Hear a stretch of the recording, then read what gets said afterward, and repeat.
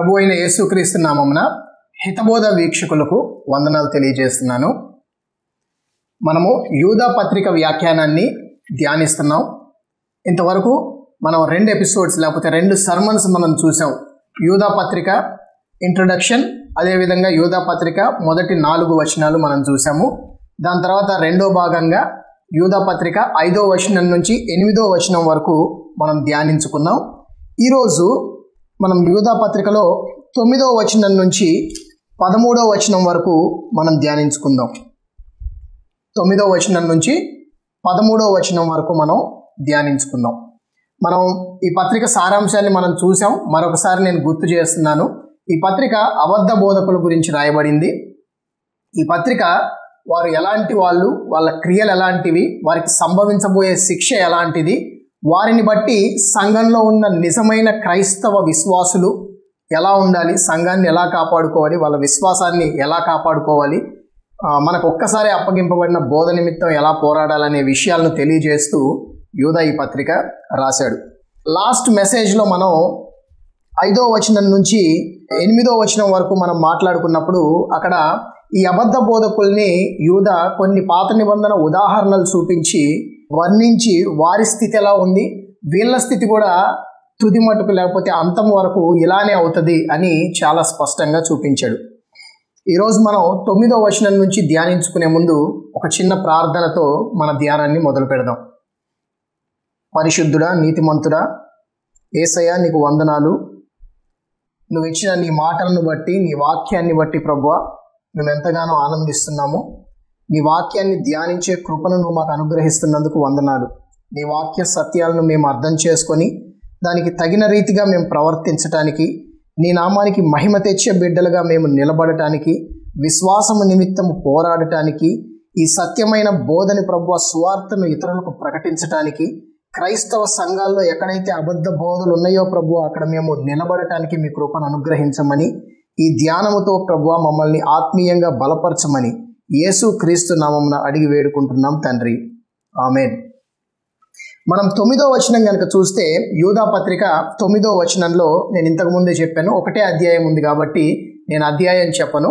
9వ వచనం చూస్తే అక్కడ ఏమన్నా ఉందంటే, అయితే ప్రధాన దూత అయిన మిఖాయేలు అపవాదితో వాదించుచు మోషే యొక్క శరీరమును గూర్చి తర్కించినప్పుడు దూషించి తీర్పు తెగింపక ప్రభువు నిన్ను గద్దించునుగాక అనెను అనే మాట మనం చూస్తున్నాం అనమాట.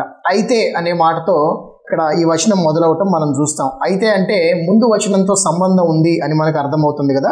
ముందు వచనంలో 8వ వచనంలో చివరి భాగం మనం చూస్తే ఏమనుంది, వారు ప్రభుత్వమును నిరాకరించుచు మహాత్ములను దూషించుచూ ఉన్నారు. నేను చెప్పాను, మహాత్ములు అన్నప్పుడు కొంతమంది దేవదూతలు అన్నట్టు దాన్ని వ్యాఖ్యానిస్తారు, కొంతమంది దేవుడు సంఘం మీద నియమించిన అపోస్తలులు అన్నట్టు దాన్ని వ్యాఖ్యానిస్తారు. నా మటుకైతే అపోస్తలుని వీళ్ళు నిరాకరిస్తున్నారు, వాళ్ళ బోధన నిరాకరిస్తున్నారు అని చెప్పటం ఎక్కువ వాటికి సమంజసంగా ఉంటుందని నేను చెప్పాను. దాని కొనసాగింపుగా ఏమంటున్నారంటే, అయితే ప్రధాన దూత అయిన మిఖాయేలు అని అంటున్నారు. ముందుగా అక్కడ మనం ఆగుదాం. ప్రధాన దూత అయిన మిఖాయేలు. మిఖాయేలు ఎవరు అంటే వాక్యంలో మనకి చాలా సందర్భాల నుంచి అర్థమవుతుంది ఏంటి అంటే, మిఖాయేలు ఒక ప్రధాన దూత అనే విషయం మనకు అర్థమవుతుంది. ఉదాహరణకు దానియేలు గ్రంథం 10వ అధ్యాయం 13వ వచనం మనం చూస్తే, దానియేలు గ్రంథం 10వ అధ్యాయము 13వ వచనం అక్కడ ఈ విధంగా రాయబడి ఉంది, పారసీకుల రాజ్యాధిపతి 20 దినములు నన్ను ఎదిరించెను, ఇంకా పారసీకుల రాజుల సముఖమున నేను నిలుచుండగా ప్రధానాధిపతులలో మిఖాయేలను ఒకడు నాకు సహాయము చేయవచ్చును అని గాబ్రియేలు దూత దానియేలుతో చెప్తున్నాడు. గాబ్రియేలు దూత ఏమంటున్నాడంట, ప్రధానాధిపతులలో మిఖాయేలను ఒకడు నాకు సహాయము చేయవచ్చును అంటున్నాడు. కాబట్టి ఇక్కడ మనకు అర్థమవుతున్న విషయం ఏంటంటే, మిఖాయేలు ప్రధానాధిపతి అని మనకు అర్థమవుతుంది, లేకపోతే ప్రధాన దూత అని మనకి ఇక్కడ అర్థమవుతుంది. అలానే దానియేలు 12:1 కనుక మనం చూస్తే, ఆ కాలమందు నీ జనుల పక్షమున నిలుచున్నట్టి మహా అధిపతియగు మిఖాయేలు వచ్చెను. మహా అధిపతియగు మిఖాయేలు అనే బిరుదు మిఖాయేలుకి ఇవ్వబడింది. అదేవిధంగా ప్రకటన గ్రంథం 12వ అధ్యాయం 7వ వచనంలో కూడా మనం చూస్తే, ప్రకటన 12:7లో అంతటా పరలోకమందు యుద్ధము జరిగెను, మిఖాయేలును అతని దూతలను ఆ ఘట సర్పముతో యుద్ధము చేయవలనని ఉండగా అనే మాట మనం చూస్తున్నాం. మిఖాయేలు, అతని దూతలు, ప్రధాన దూత అయిన మిఖాయేలు, మహా అధిపతియగు మిఖాయేలు అని ఈ మాటలన్నింటిని బట్టి మనకు అర్థమవుతున్న విషయం ఏంటి అంటే, మిఖాయేలు ఒక పాలించే దేవదూత, ప్రధాన దేవదూత, అధికారములో ఉన్న దేవదూత అని మనకి చాలా స్పష్టంగా అర్థమవుతుంది. అయితే అపోస్తలుడైన పేతురు కూడా ఏమంటున్నాడంటే, పేతురు తాను రాసిన 2వ పత్రికలో 2వ పేతురు 2వ అధ్యాయం 11వ వచనంలో అంటున్నాడు, దేవదూతలు వారికంటే మరి అధికమైన బలమును శక్తియు గలవారైనను ప్రభు ఎదుట వారిని దూషించి వారి మీద నేరము మోప వెరుతురు. అంటే యూదా 9వ వచనము అపోస్తలుడైన పేతురు రాసిన 2వ పేతురు 2:11 ఒకే విషయాల గురించి మాట్లాడుతున్నాయి అన్నమాట. యూదా ఏమంటున్నాడు, ఆ ప్రధాన దూత అయిన మిఖాయేలు అధికార స్థానంలో ఉన్నప్పటికీ తీర్పు తీర్చట్లేదు అనే విషయంలో మాట్లాడుతున్నారు. పేతురు ఏమంటున్నాడు, దేవదూతలు వారికంటే మరి అధికమైన బలమును శక్తియు గలవారైనను ప్రభు ఎదుట వారిని దూషించి వారి మీద నేరము మోప వెరుతురు అని పేతురు చెప్తున్నాడు. ఇప్పుడు అధికార స్థానంలో ఉన్న మిఖాయేలు గురించి మనం చూసాం కదా. మిఖాయేలు అధికార స్థానంలో ఉన్నాడు. మరి ఇటుపక్క ఎవరున్నారంటే, ఒకప్పుడు కెరూబు అయిన, ఒకప్పుడు అభిషేకం నొందిన కెరూబు అయిన అపవాది, ఇప్పుడు అపవాది ఇటుపక్క ఉన్నారనమాట. వాళ్ళిద్దరూ ఒక విషయం గురించి వాదించుకుంటున్నారు. ఏ విషయం గురించి అంటే, మోషే యొక్క శరీరమును గూర్చి వాదించుకుంటున్నారని మనం ఈ వచనంలో చూస్తున్నాం. ఈ మోషే యొక్క శరీరం గురించి వాదించుకోవటం అనే అంశం మీద 2 రకాలైన ఆలోచనలు ఉన్నాయన్నమాట. కామెంటేటర్స్లో 2 రకాల ఆలోచనలు ఉన్నాయి. మొదటి ఆలోచన ఏంటి అంటే, మోషే చనిపోయిన తర్వాత మోషే శరీరాన్ని దేవుడు పాతి పెట్టాడని వాక్యం మనకి సెలవిస్తుంది. మోషే శరీరం ఇశ్రాయేలుకి దొరకలేదు, వాళ్ళు తీసుకెళ్లి పాతి పెట్టలేదు, దేవుడు పాతి పెట్టాడు. అయితే ఈ శరీరాన్ని గురించి వాదించుకున్నారు అనేది ఇక్కడ అర్థము అని కొంతమంది చెప్తా ఉంటారు. ఎందుకంటే చరిత్ర పుస్తకాల్లో ఒకటైన ద టెస్టిమెంట్ ఆఫ్ మోజెస్ అనే ఒక పుస్తకం ఉంది. ఇది సూడోపిగ్రఫా గురించి నేను పోయిన ఎపిసోడ్లో లేకపోతే పోయిన వర్తమానంలో నేను మాట్లాడాను. ఆ కోవకు చెందిన ఒక పుస్తకం. ఇందులో చారిత్రకమైన విషయాలు కొన్ని ఉన్నాయి. అయితే ఇది దేవుని ఆత్మ ప్రేరేపణ చేత రాయబడిన పుస్తకం కాదు, ఇది లేఖనాల్లో భాగం కాదు. అలాంటి ద టెస్టిమెంట్ ఆఫ్ మోజెస్ అనే గ్రంథంలో ఈ కథ ఉంది. మోషే చనిపోయిన తర్వాత ఆ శరీరం గురించి అపవాది మిఖాయేలు వాదించుకోవటం అనే సందర్భం అందులో ఉంది. దాన్ని బట్టి కొంతమంది వ్యాఖ్యానకర్తలు మోషే చనిపోయిన తర్వాత ఆయన శరీరాన్ని ఎక్కడ పూడ్చిపెట్టడానికి దేవుని సెలవును బట్టి మిఖాయేలు తీసుకెళ్తుంటే అపవాది అడ్డుపడినట్టు, అపవాది ఆ శరీరాన్ని గురించి వాదించినట్టు ఆ స్టోరీలో మనం చూస్తాం. ఒకవేళ ఆ శరీరం ఇశ్రాయేలీయులకు దొరికింటే ఇశ్రాయేలీయులు మోషేను బట్టి ఆ శరీరాన్ని ఒక విగ్రహంగా చేసుకుని పూజించే వాళ్ళేమో. అందుకే దేవుడు ఆ శరీరాన్ని ఇశ్రాయేలీయులకు దొరకనీయకుండా లేకపోతే వాళ్ళ చేతికి ఇవ్వకుండా ఆయనే పూడ్చిపెట్టాడు అనే వాదన కొంతమంది చేస్తూ ఉంటారు. అదొక రకమైన ఆలోచన. రెండో రకమైన ఆలోచన ఏంటి అంటే, జకర్యా గ్రంథం 3వ అధ్యాయము మనం కనుక మొత్తం చదివితే అక్కడ యెహోషువ నిలబడినప్పుడు యెహోషువ మీద అపవాది కుడిపక్క నుండి నింద మోపుతున్నట్టు ఉంటాడనమాట. యెహోషువ మీద యెహోషువ ప్రీస్ట్ మీద నింద మోపుతూ ఉంటాడు. మైలుబడిన బట్టలు వేసుకొని యెహోషువ ఉంటాడు. అప్పుడు the angel of the Lord, యెహోవా దూత ఆయన మైలుబడిన వస్త్రాన్ని తీసేసి ఆయన పాపాలు క్షమించినట్టు మనం ఆ సందర్భంలో చూస్తుంటాం.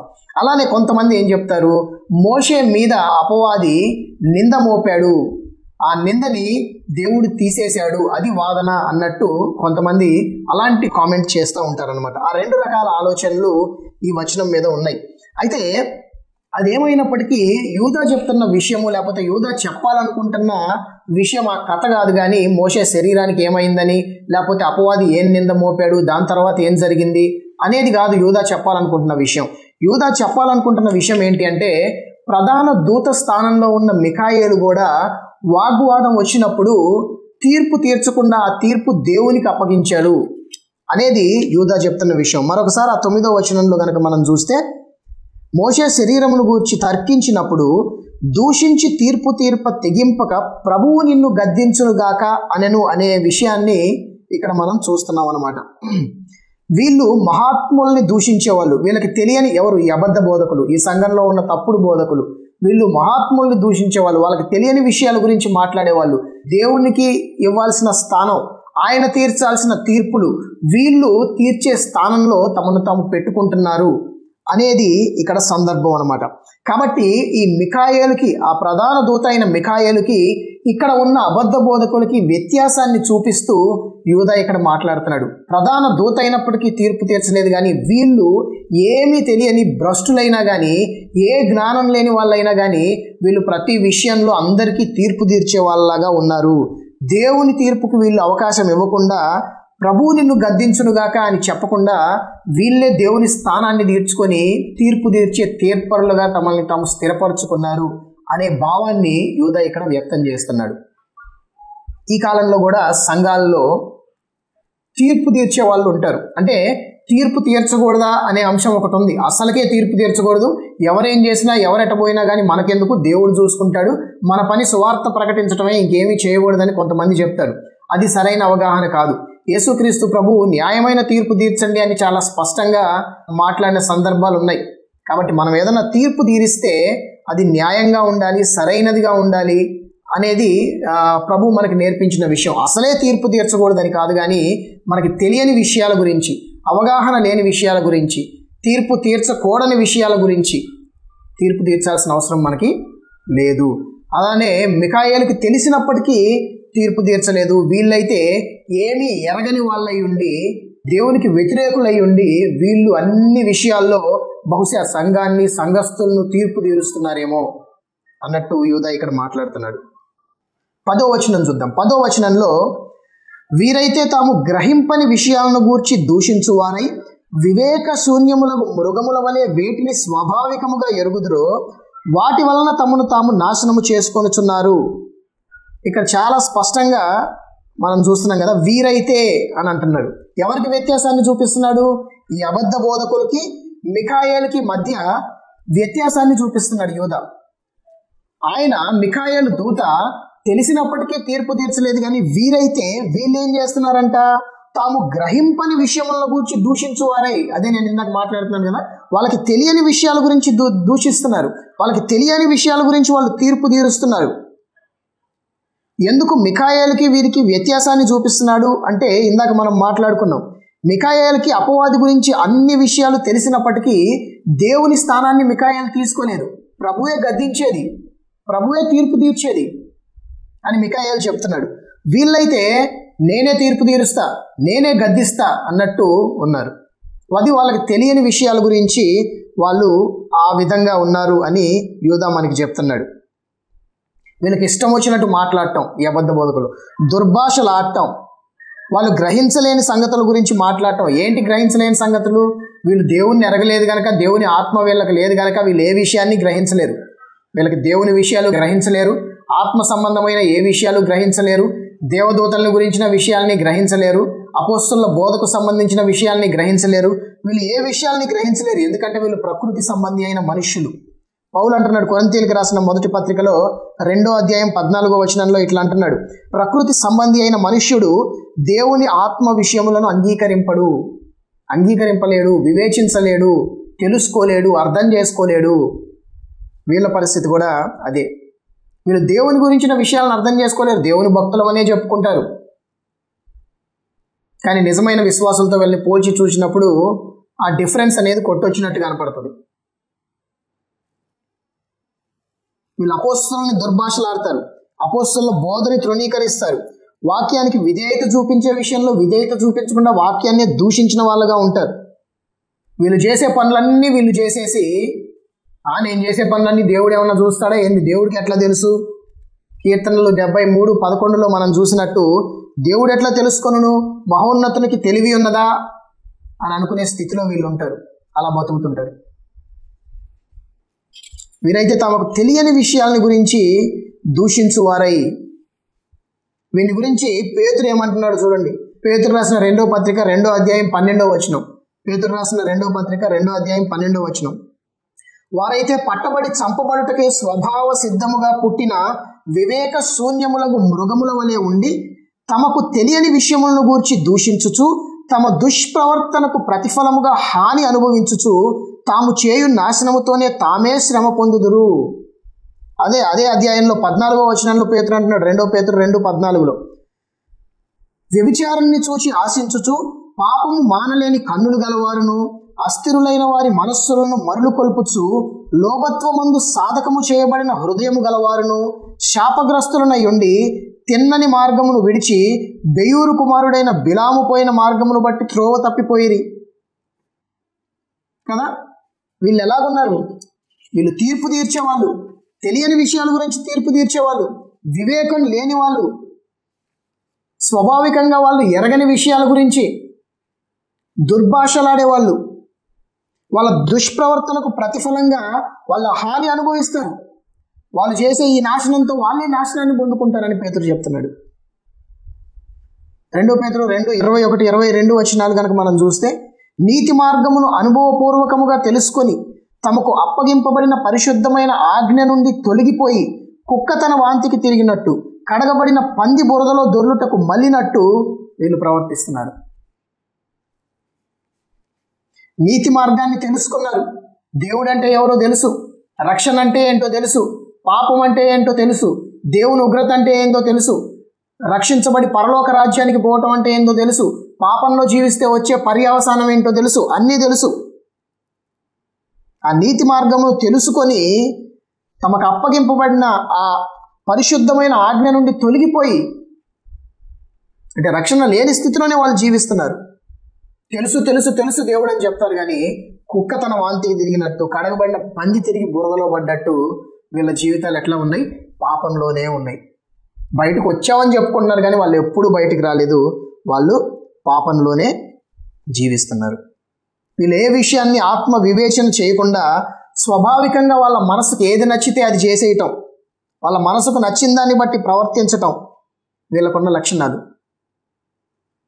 వీళ్ళు రోమా పత్రికలో పౌలు చెప్పినట్టు, రోమా 1:29-31 వచనాల్లో పౌలు మాట్లాడినట్టు, సమస్తమైన దుర్నీతి చేతను, దుష్టత్వము చేతను, లోభత్వము చేతను, ఈర్ష్య చేతను నిండుకొని మత్సరమును, నరహత్య, కలహము, కపటము, వైరమని వాటితో నిండుకొనిన వారై కొండెగాండ్రును, అపవాదకులను, దేవద్వేషులను, హింసకులను, అహంకారులను, బింకములాడువారును, చెడ్డవాటిని కల్పించువారును, తల్లిదండ్రులకు అవిధేయులను, అవివేకులను, మాట తప్పువారును, అనురాగ రహితులను, నిర్దయులై ఉన్నారు.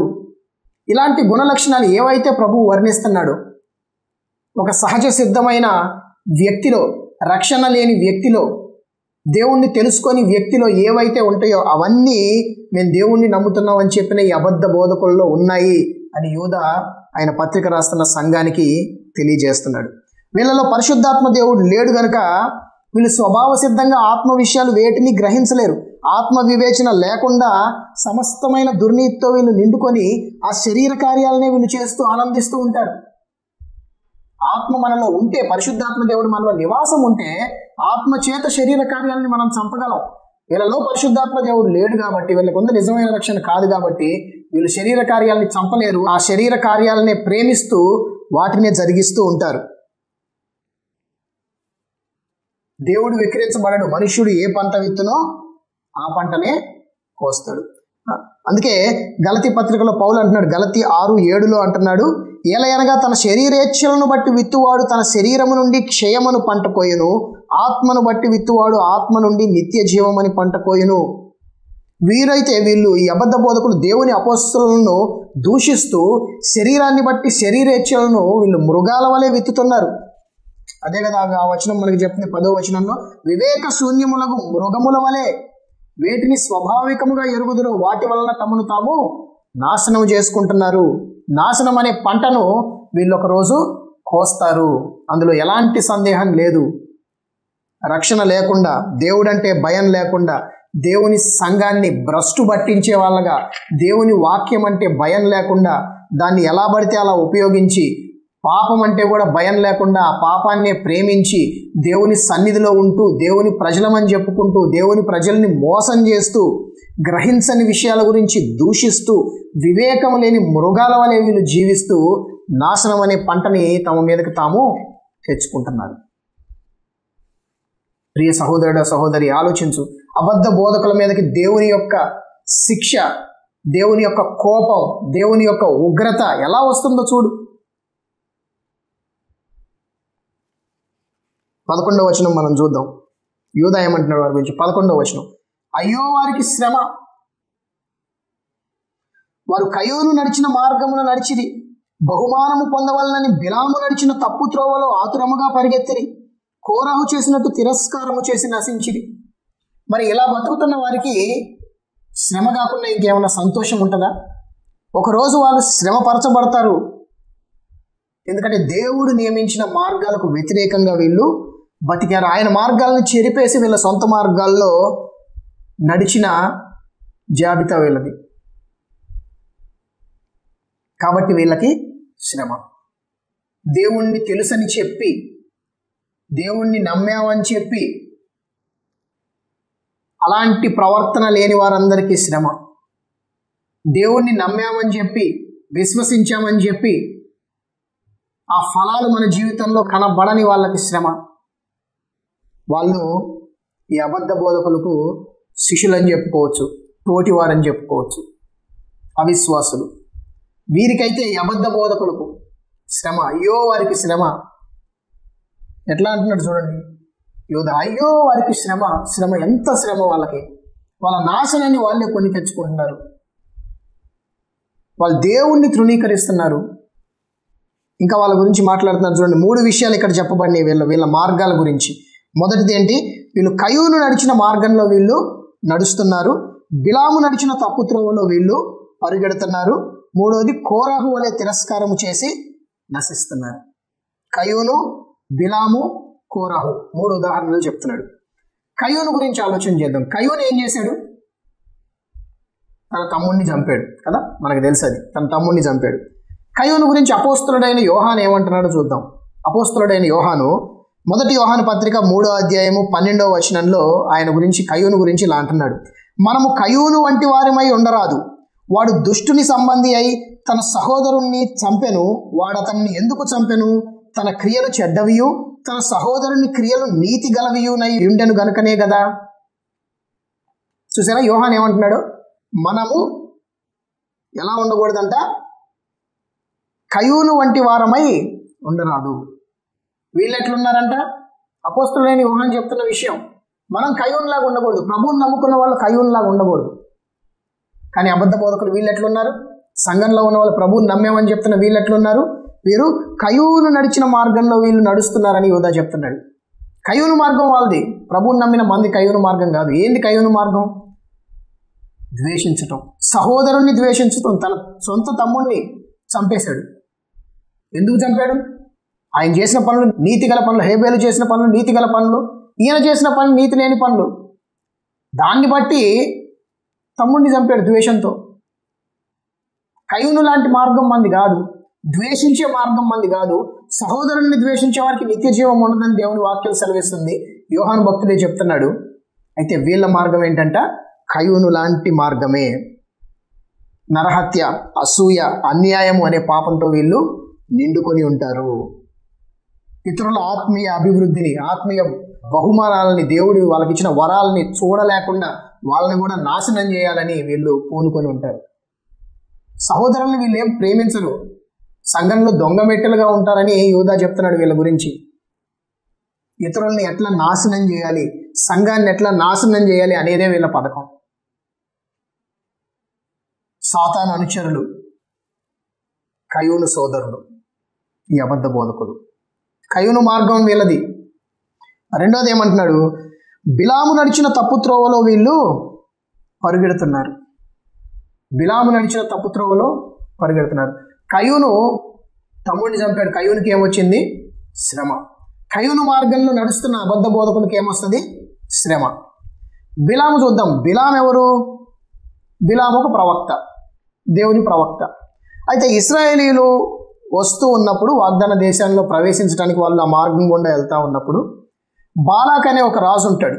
ఇశ్రాయేల్ అక్కడికి వచ్చి అక్కడ క్యాంప్ వేసుకొని ఉన్నప్పుడు బాలాకు రాజు, ఇశ్రాయేల్ ఇక్కడికి వచ్చారు, మాకేమైనా ప్రమాదం జరుగుతుంది, వాళ్ళని ఎట్టయినా శపించాలని చెప్పి బిలాం అనే ప్రవక్త ఉన్నాడు, ఆయన పట్టుకురండి అని చెప్పి బాలాకు రాజు ఆయన సైనికుల్ని బిలాము దగ్గరికి పంపిస్తాడు. బిలాము దేవుడు నన్ను రావద్దన్నాడని చెప్తాడు. నేను రాను, దేవుడు వెళ్ళొద్దన్నాడు అని చెప్తే వాళ్ళు వెళ్ళిపోయి బాలాకు రాజుకు చెప్తారు, బిలాము రాడంట, దేవుడు రావద్దన్నాడంట అని. మళ్ళీ రెండోసారి పంపిస్తాడు బాలాకు రాజు సైనికులందరినీ. దేవుడు వెళ్ళొద్దన్నాడు కదా, బిలాము రెండోసారి కూడా అదే మాట చెప్పాలి కదా. చెప్పకుండా ఏమంటాడంటే, మీరు ఈ రాత్రికి ఇక్కడ బస చేయండి, నేను ఇంకొకసారి వెళ్ళి దేవుడిని అడుగుతాను అని అంటాడు. ఇంకోసారి వెళ్ళి దేవుడిని అడిగినప్పుడు దేవుడు బిలాము హృదయం దేవునికి తెలుసు కదా, బిలాముకు ఒక పాఠం నేర్పించాలని చెప్పి దేవుడు సరే వెళ్ళు కానీ ఇశ్రాయేలీయుల్ని శపించడానికి మాత్రం నీకు ఎలాంటి అధికారం లేదు, నేను ఏది చెప్తే అదే నువ్వు చెప్పాలి అని అంటాడు.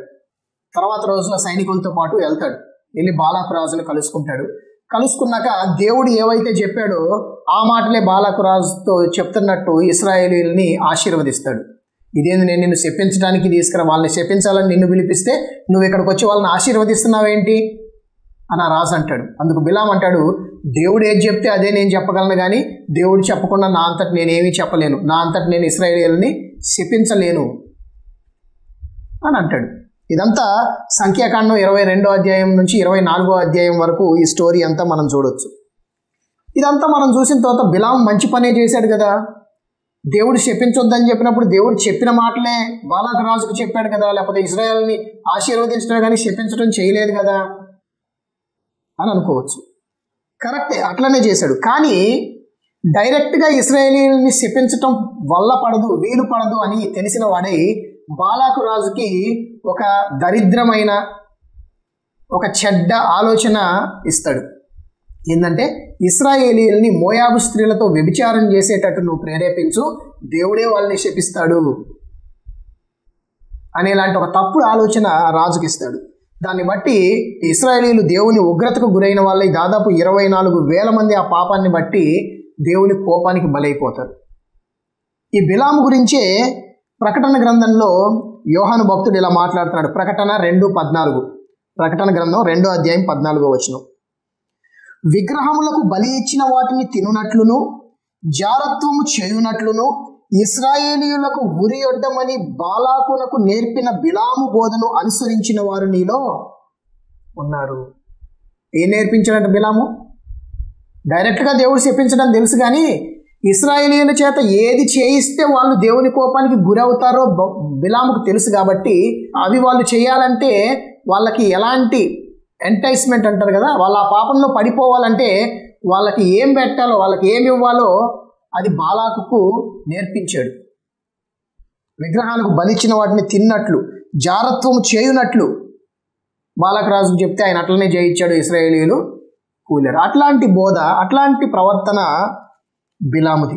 ధనాపేక్ష కావాలనుకోవటం, బహుమానం పొందుకోవాలనుకోవటం, దేవుని చిత్తం తెలిసినా కానీ దేవుని చిత్తానికి వ్యతిరేకంగా నడవాలనుకోవటం, దేవుని చేత ఆశీర్వదించబడిన ప్రజలను తెలిసినప్పటికీ దేవుడు డైరెక్ట్గా వాళ్ళని శిక్షించడు, వాళ్ళని శపించడు, నేనేం చేయలేనని తెలిసినప్పటికీ వక్ర మార్గాలు గుండా వెళ్ళి ఆ ప్రజల మీదకి దేవుని శాపాన్ని, ఉగ్రతని తీసుకొచ్చిన అతి భయంకరమైన పాపి ఈ బిలాము. ఒక తప్పుడు బోధకుడు అని చెప్పొచ్చు. విగ్రహారాధనలోకి, జారత్వంలోకి ఇశ్రాయేలీయుల్ని, దేవుని ప్రజలను నెట్టినవాడు. ఈ అబద్ధ బోధకులు కూడా ఇలానే ఉన్నారు. సంఘాన్ని, నిజమైన విశ్వాసాలని తప్పు బోధల్లోకి, దేవుని చిత్తం కాని మార్గాల్లోకి, దేవుడు చెప్పని విషయాలు నమ్మేలాగా వాళ్ళని ప్రేరేపిస్తూ రెండింతల నరకపాత్రులుగా వీళ్ళు వాళ్ళని తయారు చేస్తున్నారు. బిలాము యెహోషువ సైన్యం చేతిలో చనిపోయాడు. క్రీస్తు చేతిలో ఈ అబద్ధ బోధకులు కూడా శ్రమపరచబడతారు, నాశనం చేయబడతారు. ఖచ్చితంగా వీరి మీదకి శిక్ష వస్తుంది. బిలాము నడిచిన తప్పు మార్గంలో వీళ్ళు పరిగెడుతున్నారు. బిలాము లాంటి బోధ, బిలాము లాంటి దుర్బుద్ధి, బిలాము లాంటి కుయుక్తి, బిలాములాగా సహోదరుల్ని నాశనం చేయాలనే ఆలోచన, శాపం వాళ్ళ మీదకి తీసుకురావాలనే ఆలోచన, దేవుని ప్రజలను నాశనం చేయాలనే కోరిక. చూసారా, ఇలాంటి మార్గాల్లో ఈ అబద్ధ బోధకులు బతుకుతున్నారు, నడుస్తున్నారు. కోరాహు వలె తిరస్కారము చేసి నశిస్తున్నారు. మూడోదిగా కోరాహు వలె తిరస్కారం చేశారు. బిలాము దేవునికి వ్యతిరేకంగా నడిచాడు. యెహోషువ ఆయన సైన్యం చేతిలో చంపబడ్డాడు, శ్రమ వచ్చింది. ఈ అబద్ధ బోధకులు దేవుని వాక్యానికి, దేవునికి వ్యతిరేకంగా నడుస్తూ అలానే చేస్తున్నారు. క్రీస్తు చేతిలో వీళ్ళు కూడా సంహరించబడతారు, శ్రమ పెట్టబడతారు, పాతాళానికి తొక్కబడతారు. కోరాహు చేసినట్టు చేస్తున్నాడు. కోరాహు ఏం చేశాడు? దేవుడు నియమించిన అధికారాన్ని మోషేను అహరోన్ను ధిక్కరించి మీరేనా దేవునితో మాట్లాడేది? మీరేనా ఆయనతో సహవాసం కలిగి ఉండేది? మేము కూడా ఉంటాం, మాతో కూడా దేవుడు మాట్లాడతాడు అన్నట్టు ఆయనతో మాట్లాడి ఒక 250 మందిని వెనకేసుకొని వచ్చి మోషేకు అహరోనుకు విరోధంగా వ్యతిరేకంగా నిలబడ్డారు. సంఖ్యాకాండం 16వ అధ్యాయం 3 నుండి 5 వచనాలు చూద్దాం. సంఖ్యాకాండం 16వ అధ్యాయం 3 నుండి 5 వచనాలు. మోషే అహరోనులకు విరోధముగా పోగుపడి, మీతో మాకిక పని లేదు, ఈ సర్వ సమాజములోని ప్రతివాడును పరిశుద్ధుడే, యెహోవా వారి మధ్యనున్నాడు, యెహోవా సంఘము మీద మిమ్మును మీరేలా హెచ్చించుకొనుచున్నారనగా, మోషే తనవాడెవడో పరిశుద్ధుడెవడో రేపు యెహోవా తెలియజేసి వాణ్ణి తన సన్నిధికి రానిచ్చును, ఆయన తాను ఏర్పరచుకున్న వాణ్ణి తన యొద్దకు చేర్చుకొనును అని మోషే చెప్పాడు. ఆ విధంగా దేవుడు నియమించిన అధికారాన్ని తోసేసి దేవునికి వ్యతిరేకంగా పాపం చేసినందున దేవుడు ఏం చేశాడు? వాళ్ళకి ఏం కలగజేశాడు? వాళ్ళని నాశనం చేశాడు. అదే సంఖ్యాకాండం 16వ అధ్యాయం 32, 33 వచనాలు మనం చదివితే, భూమి తన నోరు తెరిచి వారిని వారి కుటుంబములను కోరాహు సంబంధులందరినీ వారి సమస్త సంపాద్యమును మింగివేసెను. వారును వారి సంబంధులందరూ ప్రాణముతో పాతాళములో కూలిరి. భూమి వారిని మింగివేసెను, వారు సమాజములో ఉండకుండా నశించిరి. భూమి నోరు తెరిచి మింగివేసింది వాళ్ళందరినీ. వాళ్ళందరూ సజీవంగా పాతాళంలోకి వెళ్ళిపోయారు. కోరాహు కుటుంబము ఆయనతో పాటు నిలబడిన వాళ్ళందరూ నాశనం చేయబడ్డారు. ఎందుకు? దేవుడు నియమించిన అధికారానికి వ్యతిరేకంగా నిలబడినందుకు. ఈ అబద్ధ బోధకులు ఏం చేస్తున్నారు? అపోస్తలుల బోధకు విరుద్ధమైన బోధ చేయటం, అపోస్తలుల అధికారానికి విరుద్ధంగా నిలబడటం, మేమే అధికారులము, మాకంటే పైన అధికారం ఏమీ లేదు ఒక రకంగా అని చెప్పుకోవటం, తమని తాము హెచ్చించుకోవటం చేస్తున్నారు. కాబట్టి కోరాహు లాంటి ప్రవర్తన వీళ్ళలో ఉంది కాబట్టి వీళ్ళకి శ్రమ, వీళ్ళని దేవుడు నాశనం చేస్తాడు. కయూను నడిచిన మార్గం, బిలాము నడిచిన మార్గం, కోరాహు నడిచిన మార్గం దేవుడు నియమించిన మార్గానికి వ్యతిరేకమైంది. దేవుడు నియమించిన మార్గానికి అది వ్యతిరేకమైంది. అది తెలిసి కూడా, ఈ ఉదాహరణలన్నీ వాళ్ళకి తెలుసు, ఈ కథలన్నీ వాళ్ళకి తెలుసు, తెలిసి కూడా అదే మార్గంలో వాళ్ళు నడుస్తున్నారు. సహోదరుల్ని ద్వేషిస్తున్నారు, తప్పు బోధలు ప్రకటిస్తున్నారు, దేవుని శాపాన్ని దేవుని ప్రజల మీదకి తీసుకొస్తున్నారు. దేవుడు నియమించిన అధికారులకు వ్యతిరేకంగా సంఘంలో వాళ్ళు ప్రవర్తిస్తూ సంఘాన్ని చీల్చే ప్రయత్నాలు వీళ్ళు చేస్తున్నారు. ఇట్లాంటి వాళ్ళకి శ్రమ. మరి నీ సంగతి ఏంటి? సహోదరుడు సహోదరి, ఆలోచించు. నువ్వే విధంగా ఉన్నావు?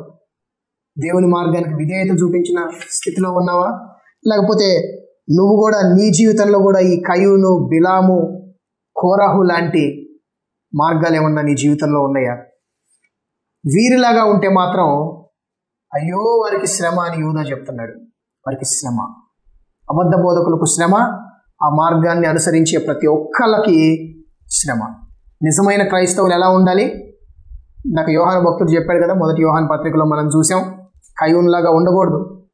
ప్రకటన గ్రంథంలో మనం చూసాం, బిలాములాగా ఉండకూడదు, కోరాహులాగా ఉండకూడదు. 12-13 వచనాలు ఒకసారి మనం చూసుకొని ముగించుకుందాం. 12-13 వచనాలు. వీరు నిర్భయముగా మీతో సుభోజనము చేయుచు, తమను తాము నిర్భయముగా పోషించుకొనుచు మీ ప్రేమ విందుల్లో దొంగమెట్టలుగా ఉన్నారు. వీరు గాలి చేత ఇటు అటు కొట్టుకొని పోవు నిర్జల మేఘములుగాను, కాయలు రాని ఫలముల లేక 2 మార్లు చచ్చి వేళ్లతో పెళ్లగింపబడిన చెట్లుగాను, తమ అవమానమును నురుగు వెళ్ళగ్రక్కు వారై సముద్రము యొక్క ప్రచండమైన అలలుగాను, మార్గము తప్పి తిరుగు చుక్కలుగాను ఉన్నారు. వారి కొరకు గాఢాంధకారము నిరంతరము భద్రము చేయబడి ఉన్నది. వీళ్ళు ఎట్లున్నారంట? మొదటిగా చూడండి, మీ ప్రేమ విందుల్లో దొంగ మెట్టెలుగా ఉన్నారు. మీ ప్రేమ విందుల్లో నిజమైన సహోదరులు అని చెప్తున్న దొంగలు వీళ్ళు. ఎందుకు వీళ్ళని అలా వర్ణిస్తున్నారు అంటే, తమని తాము నిర్భయముగా పోషించుకొనుచు అని తర్వాత చెప్తున్నాడు అనమాట. వీరు నిర్భయముగా మీతో సుభోజనము చేయుచు తమను తాము నిర్భయముగా పోషించుకొనుచు మీ ప్రేమ విందుల్లో దొంగ మెట్టలుగా ఉన్నారు. ప్రైజ్ ద లార్డ్ బ్రదర్ అంటారు, కానీ వీళ్ళు దొంగలు. నీ గురించి వాళ్ళకేం పట్టింపు లేదు, నిన్ను బలపరచాలని వాళ్ళు ఏం అనుకోరు, నీ ఆత్మీయ అభివృద్ధికి ఏదో తోడ్పడాలని వాళ్ళు ఏం పాటుపడరు. వాళ్ళకి కావాల్సిందల్లా వాళ్ళ లాభం, సొంత లాభాన్ని ఎత్తుక్కునే వాళ్ళు, ధనాపేక్ష కలిగిన వాళ్ళు. తమకు తాము ప్రాధాన్యతనిచ్చుకునే వాళ్ళు. వీళ్ళకి సంఘం పట్ల ఎలాంటి ప్రేమ లేదు. సంఘాన్ని అభివృద్ధి చేయటం వీళ్ళ లక్ష్యం కాదు. సంఘానికి సహకారంగా ఉండటం వీళ్ళ ఉద్దేశం ఎంత మాత్రము కాదు. ఎంత సంపాదించామా అన్నది మాత్రమే వీళ్ళు ఆలోచిస్తారు. సంఘాన్ని అడ్డుపెట్టుకొని ధనాన్ని వీళ్ళు పిండుకుంటారు. వీళ్ళు మీతో సుభోజనము చేయొచ్చు అంటే మీలో ఒకరిగా కనబడుతూ, మీతో మంచిగా ఉన్నట్టు కనబడుతూ, మీలో ఒకరిగా ప్రవర్తిస్తూ మీ నుంచి పిండుకుంటారే తప్ప మీకేమి ఇచ్చేవాళ్ళుగా వీళ్ళు ఉండరు. వీళ్ళు అతి భయంకరులు, మోసం చేసేవాళ్ళు, మోసగాళ్ళు, వేషధారణ కలిగిన వాళ్ళు. వీళ్ళకి ఎంత పెద్ద శిక్ష ఉంటుందో మనం ఊహించుకోవాలా. అందుకే యూదా ఇంత భయంకరంగా వీళ్ళ గురించి, అబద్ధ బోధకుల గురించి మాట్లాడుతున్నాడు. ఈ కాలంలో కూడా ఇలాంటి వాళ్ళు చాలామంది ఉన్నారు. వాళ్ళకి క్రీస్తు సేవ లక్ష్యం కాదు, దేవుని పరిచర్య లక్ష్యం కాదు, సంఘం వారి భారం కాదు, సహోదరుని బలపరచటం వారి ఉద్దేశం కాదు. వాళ్ళకి ఎంతసేపు కావాల్సింది ఏంటంటే వాళ్ళని పిండుకోవటం. నాకు తెలిసిన ఒక పాస్టర్ గారు చెప్తూ ఉంటారు, గొర్రెలనైతే మనం మేపాలంట, బర్రెలనైతే మనం పిండుకోవాలంట. గొర్రెలకైతే మేపాలి మనం, బర్రెలనైతే పిండుకోవాలి. సంఘంలో గొర్రెలకు మినహాయింపు బర్రెలుగా చేసేసారు ఈ అబద్ధ బోధకులు. వాళ్ళ నుంచి పిండుకోవటమే పని.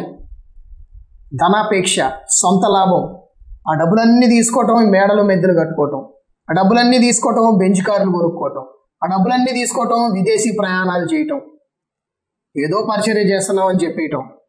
పేదవాళ్ళు ఎంతో కష్టపడి తెచ్చిచ్చిన డబ్బుల్ని ప్రతి ఒక్కరి దగ్గర నుంచి పిండుకొని వాళ్ళ ధనాపేక్షను చూపిస్తున్నారు. అబద్ధ బోధకులు అట్లనే ఉంటారు. సంఘం పట్ల వాళ్ళకి ఎలాంటి ప్రేమ లేదు. సంఘాన్ని అభివృద్ధి చేయాలని ఆలోచన వాళ్ళకి ఎంత మాత్రం లేదు. అంత మాత్రమే కాకుండా ఇంకా సంఘానికి ఏమని బోధిస్తారు, మీరు పాపంలో బతికినా పర్వాలేదు అని కొన్నిసార్లు వాళ్ళు బోధిస్తూ ఉంటారు. అయ్యో నేను దేవునికి వ్యతిరేకంగా ఇది చేశానంటే పర్వాలేదులే బ్రదర్, దేవుడు దీర్ఘశాంతవంతుడు, కరుణామయుడు, కృప చూపించేవాడు అన్నట్టు అంటారే కానీ అయ్యా ఆ విషయం గురించి పశ్చాత్తాపడు, దేవుని దగ్గర మొరపెట్టు, దాన్ని విడిచిపెట్టు అని చెప్పి హెచ్చరించే వాళ్ళు లేకపోతున్నారు. అందరి అబద్ధ బోధకులే. కృపమయుడు దేవుడు మిమ్మల్ని క్షమిస్తాడులే అంటాడు. దేవుడు కృపమయుడే, నేనేం కాదనట్లేదు ఆ విషయం. కానీ పాపం గురించి వీళ్ళు మాట్లాడరు, పాప పర్యవసానం గురించి వీళ్ళు మాట్లాడరు, పరిశుద్ధంగా జీవించకపోతే కలిగే నష్టం గురించి వీళ్ళు మాట్లాడరు. వీళ్ళు ఎంతకాడికి మెత్తని మాటలు, సున్నితంగా మోసం చేసే మాటలు, ఏవి మాట్లాడితే వాళ్ళని పిండుకోవచ్చో, ఎలా మాట్లాడితే డబ్బులు మనకు వస్తాయో అని నేర్చుకున్న వాళ్ళు, అనుభవం కలిగిన వాళ్ళు అదేవిధంగా వీళ్ళు చేస్తారు. అనేకులు పాపంలో మునిగిపోవటానికి వీళ్ళే కారణమవుతున్నారు.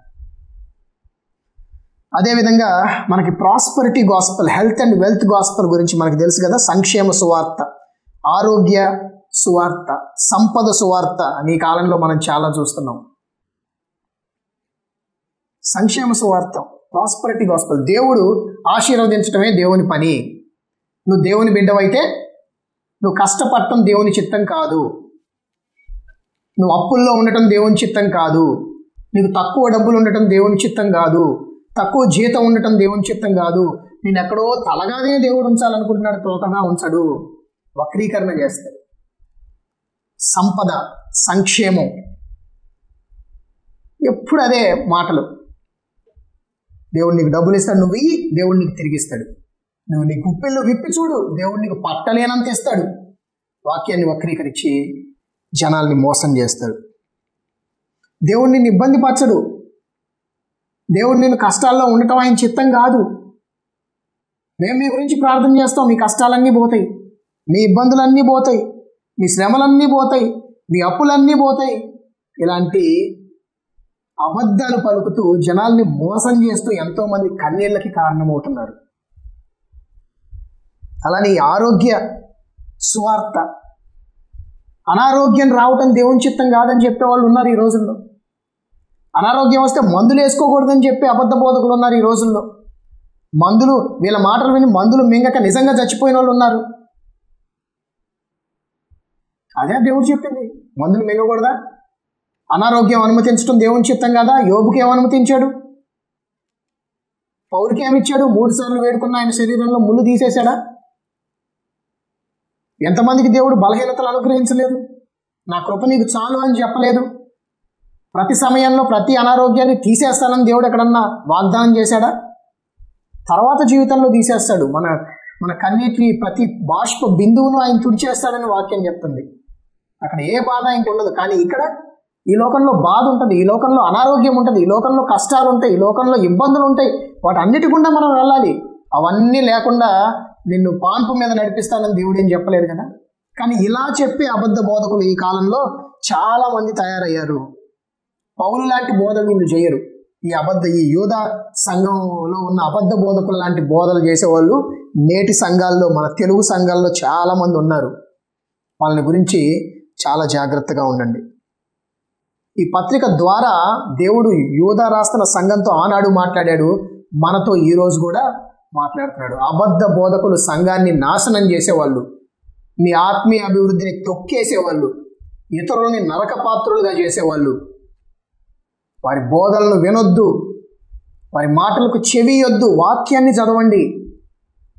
వారు చెప్తుంది నిజంగా వాక్యానుసారమో కాదో పరిశీలించండి. పాపము చేయకుండా నీ వాక్యాన్ని నా హృదయంలో దాచుకుని ఉన్నానని దావీదు పలికిన లాంటి ఆ మాటలు, దావీదుకున్న లాంటి హృదయం నేటి కాలంలో చాలా మందికి లేకుండా పోతుంది. ప్రభువుని నమ్మేమని చెప్పుకుంటున్న వాళ్ళకే సంఘంలో ఇలాంటి మాటలు కరువైపోయినాయి. పాపం గురించిన మాటలు లేవు, ప్రభువా నన్ను క్షమించు అనే అరుపులు లేవు. వాక్య వ్యతిరేకమైన పద్ధతులు, వాక్య వ్యతిరేకమైన బోధలు. వీళ్ళ హృదయాల్లో ఎంత తొంగి చూసినా కానీ అక్కడ వాక్యం ఉండదు. అయ్యగారు చెప్పిన కథలే ఉంటాయి. అక్కడ దేవుని వాక్యాన్ని వక్రీకరించిన విషయాలే ఉంటాయి. ఈ అబద్ధ బోధకుల మోసంలో పడి మోసగించబడిన వాళ్ళు తిరిగి పశ్చాత్తాపడి మనసు మార్చుకోకపోతే ఈ అబద్ధ బోధకులతో పాటు వాళ్ళకి కూడా గాఢాంధకారము నిరంతరము భద్రం చేయబడి ఉన్నది అని తెలుసుకోండి. ఖచ్చితంగా మీరు తెలుసుకోండి. ఇంత మాత్రమే కాకుండా యూదా వీళ్ళని ఇంకా అనేక రకాలుగా ఈ వచనాల్లో వీళ్ళని పోలుస్తున్నాడు. వీళ్ళు ఎంత నిష్ప్రయోజకులో వీళ్ళ గురించి చెప్తున్నాడు. నిర్జల మేఘములు అంటున్నాడు. అంటే జలము లేని మేఘాలు. అదేంటి? మేఘాలు ఉంటే, మేఘం అంటేనే నీళ్ళు ఉంటాయి కదా, దాంట్లో నీళ్ళు ఉంటేనే కదా మేఘంలో నుంచి వర్షం పడేది. నిర్జల మేఘాలు ఏంటి? జలం లేని మేఘం వల్ల ఏమైనా ఉపయోగం ఉంటుందా? అది ఏమన్నా వర్షిస్తుందా? అది వర్షించడం వల్ల దానివల్ల ఏమైనా ఉపయోగం ఉంటుందా? ఏం ఉండదు. మేఘం అంటే నీళ్ళు ఉంటాయి. ఆ నీళ్లు పడినప్పుడు అన్నీ వికసిస్తాయి, చెట్లు పెద్దగా అవుతాయి, లేకపోతే అభివృద్ధి అనేది వస్తుంది. వీళ్ళ నిర్జల మేఘాలట, ఊకే కనపడతారట, పైన ఉంటారు, సంఘంలో అధికార స్థానాల్లో ఉంటారు, సంఘంలో బోధించే స్థానాల్లో ఉంటారు. వాళ్ళ హృదయంలోనే దేవుని వాక్యం ఉండదు, వాళ్ళ హృదయంలో వాళ్ళ జీవితంలోనే దేవునితో సహవాసం ఉండదు, వాళ్ళ జీవితంలోనే పాపంతో పోరాటం అనే ప్రయాస ఉండదు. వీళ్ళు ఇంక ఇతరులకు ఏం చెప్తారు? ఇతరులకు ఏం నేర్పిస్తారు? సంఘానికి ఏం సహాయం చేస్తారు? నిర్జల మేఘాలు. నిర్జల మేఘాలు. ఎలాంటి చిగురు వీళ్ళ వల్ల సంఘంలో ఎలాంటి చిగురించదు. వీళ్ళు 2 మార్లు చచ్చిన చెట్లు అని దేవుని వాక్యం చెప్తుంది. అంటే కొత్త ఫలాలు రాకపోగా ఉన్న ఫలాలు కూడా ఊడిపోయి వేర్లతో సహా ఎండిపోయిన స్థితి వీళ్ళది. దేవునికి ఇష్టమైన క్రియలు వీళ్ళ జీవితంలో ఏమీ ఉండవు. చూపించమన్నా చూపించలేని స్థితి. సముద్రంలో అలల్లాగా మేము దేవుని కోసం పనిచేస్తామని ఉక్రోషంతో లేసొచ్చి అవి ఒడ్డుకి ఎట్లయితే వచ్చి తుస్సుమని సప్పబడిపోతాయో అట్లాంటి గుణం వీళ్ళది. జనాలు అందరూ ఉన్నప్పుడు, సంఘంలో సంఘస్థులు అందరూ వచ్చినప్పుడు నేను దేవుని కోసం నిలబడే వ్యక్తిని అని చెప్పుకుంటూ ఉంటారు. దేవుని పరిచయం చేసేవాడిని అని చెప్తారు. ఒంటరిగా ఉన్నప్పుడు చూడండి, దేవుడు లేదు, ఏం లేదు, అన్ని దెయ్యం పనులే. వీళ్ళు ఒకరోజు దేవుని చేతిలో తగిన శిక్ష అనుభవిస్తారు. ఈ కాలంలో కూడా చాలామంది దేవుణ్ణి వేడుకోవటం మానేసి దేవుని సేవకులు, పరిచారకులు అని చెప్పుకుంటున్న వాళ్ళు, పాస్టర్లు అని చెప్పుకుంటున్న వాళ్ళు దేవునికి కమాండ్లు ఇవ్వటం మొదలుపెట్టారు. దేవా నువ్వు ఇప్పుడు దిగి రావాల్సిందే, వీళ్ళని ఆశీర్వదించాల్సిందే, ఐ కమాండ్ యూ అన్నట్టు ఏదో పరిశుద్ధాత్మ దేవుని మీద వీళ్ళ అధికారం చలాయిస్తున్నట్టు ఆయనతో మాట్లాడుతూ ఉంటారనమాట. ఈ క్షణంలో నువ్వు వీళ్ళని ఆశీర్వదించాల్సిందే అని అంటారు. నువ్వా దేవుడు ఆయన? సహోదరులను ఆలోచించండి. ఇలాంటి దొంగ బోధకులు ఉన్నారు ఈ కాలాల్లో. వీళ్ళందరూ చివరిలో అరుస్తారు, ప్రభువా నీ నామమున మేము ప్రవచించలేదా, నీ నామమున మేము దెయ్యాలు వెళ్ళగొట్టలేదా, నీ నామమున అది చేయలేదా, ఇది చేయలేదా అన్నీ చెప్పుకొస్తారు. దేవుడు ఏమంటాడు, నేను మిమ్మల్ని ఎన్నడూ ఎరుగను, అక్రమము చేయువారులారా నా యొద్ద నుండి పొండని వారితో చెప్పుదును. మత్తయి 7:21 నుండి 23 వచనాల్లో మనం ఆ మాటలు చూడొచ్చు. కాబట్టి ఈ అబద్ధ బోధకుల యొక్క అంతం సర్వనాశనం. అబద్ధ బోధకుల మాటలు విని ఆ మార్గాల్లో నడిచిన వాళ్ళ అంతం సర్వనాశనం. అందుకే యూదా ఇంత వేదనతో వాళ్ళకి, లేకపోతే ఇంత ఇంటెన్సిటీతో వాళ్ళకి కలగబోయే శ్రమనంతా వర్ణిస్తూ ఉన్నాడు. వాళ్ళ మార్గాల్ని మనకి కళ్ళకు గట్టొచ్చినట్టు చూపిస్తున్నాడు. మీ విశ్వాసం నిమిత్తం పోరాడండి, మీకు ఒక్కసారి అప్పగించబడిన బోధన పట్టుకొని నిలబడండి. అబద్ధ బోధకుల మాయ మాటలకు పడిపోవద్దు. వాళ్ళు శ్రమపరచబడతారు, వాళ్ళు తొక్కబడతారు, పాతాళంలో హింసించబడతారు. వాళ్ళతో ఉన్నోళ్ళు కూడా వాళ్ళతో పాటే నశించిపోతారు. మనమైతే ప్రభువుని ప్రేమించి, అయ్యగారులని, పాస్టర్లని, అమ్మగారులని కాదు, ప్రభువుని ప్రేమించి, ఆయన వాక్యాన్ని ప్రేమించి, ఆయన వాక్యానుసారంగా బోధించే బోధకుల మాటలకి చెవియొగ్గి దేవుణ్ణి మహిమపరిచేలాగా మనం జీవించాలి. ఇలాంటి కృప దేవుడు నాకు మీకు అందరికీ దయచేయాలని కోరుకుంటూ ముగిస్తున్నాను. దేవుని కృప మీ అందరికీ తోడై ఉండును గాక.